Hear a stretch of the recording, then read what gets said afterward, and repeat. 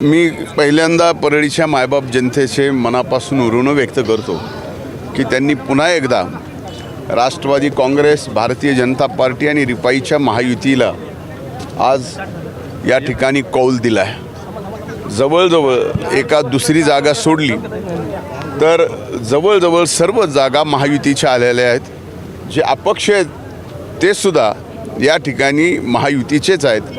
त्यामुळं फक्त आता MIM आणि पंजा कुठंतरी पुढे आहे 2 जागेवर एवढं कळतं आहे, पण जवळजवळ सर्व जागेवर या ठिकाणी महायुतीने विजय मिळवला आणि ऐतिहासिक मताने नगराध्यक्षसुद्धा या ठिकाणी निवडून येतील।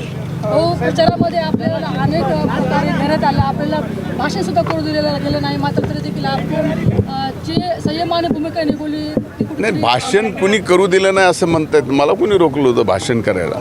मी एवढंच म्हणलं होतं की याचं उत्तर ज्यांनी ज्यांनी माझ्यावर टीका केली आहे, ज्यांनी ज्यांनी माझ्या परळीला बदनाम केलं आहे, याचं उत्तर मात्र त्यावेळेस मी 2 तारीख बनलं होतं, निवडणूक लांबली म्हणून आज 21 तारखेला परळीच्या मायबाप जनतेकडून ज्यांनी ज्यांनी आम्हाला बदनाम केलं त्यांच्या तोंडात ही चपराक आहे। खासदार देखील इथं तळ ठोकून होते, इथं खासदार तळ ठोकून राहिले किंवा इथंच राहिले तरी परळीच्या मायबाप जनतेमध्ये काही फरक पडत नाही।